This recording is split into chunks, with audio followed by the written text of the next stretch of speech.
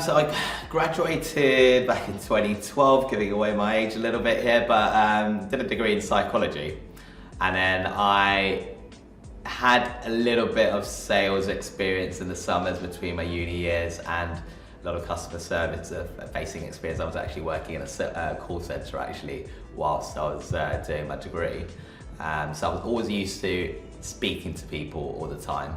And I had a keen interest in the area where I studied, but I think I reached a point where I just really wanted to earn money rather than studying for another 2-3 years, which you would need to if you're going to pursue a career further in anything related to do with psychology. So I actually had a good friend of mine who graduated a year before I did and ended up in recruitment, and they recommended that I should look into it and it might be for me, and yeah, I ended up doing a load of interviews and ended up landing my first job in finance recruitment, and now I've been doing that now for nearly 10 years.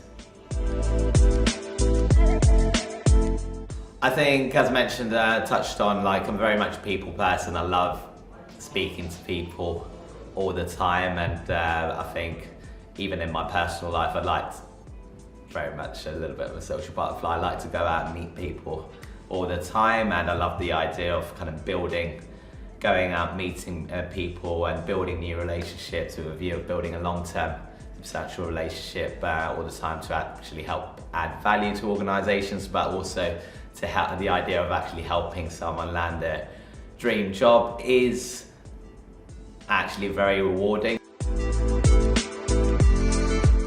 Recruitment is very rewarding. It's a lot of fun, but it is also can be very tough and challenging as well. I think, especially when you're first start out, you gotta have a thick skin about you. You have to be resilient.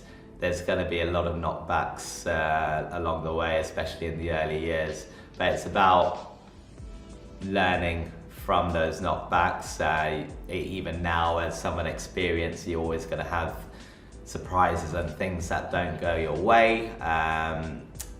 But you just continually learn all the time. It's not something you ever stop doing, especially in this career. Do your research, do your in-depth research on the company, but also when you're talking through your experience and any job that you go for, take a look at yourself and the job you're going for and where your key bits of your experience and skills lie, and really identify. You should ask yourself what sets me apart, different to perhaps other people also interviewing for this role, because a lot of especially finance candidates, a lot of your skill set and experience will be very similar to other people also interviewing for the job. So you really want to have a big emphasis and focus on your achievements, have examples prepared of where you've actually added value above and beyond your day-to-day responsibilities, but also be transparent. I mean, very more than ever, I think I notice candidates are very appreciative of the clients where in the interview they're very transparent and open also about the challenges and perhaps some of the negatives or challenges that people might face of working there.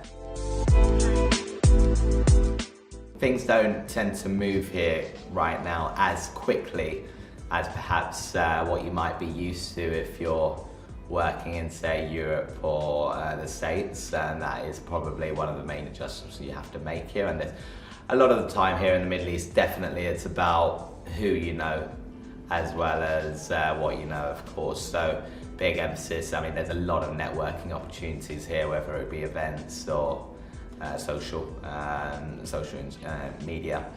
So definitely make every effort you can to kind of go attend these networking events and actually meet with other people within your field.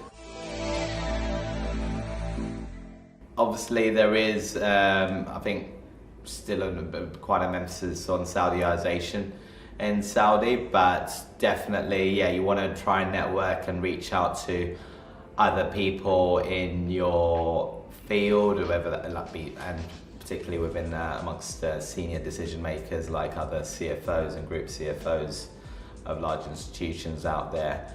you'll notice a lot of the giga development projects out in Saudi, there is a big opportunity for expat talent to identify and land themselves opportunities within these opportunities, because you're hiring at such a large scale for locally based talent, there just isn't enough of them. So yeah, it's definitely you have to be proactive if you're going to be kind of landing yourself an opportunity here in the region.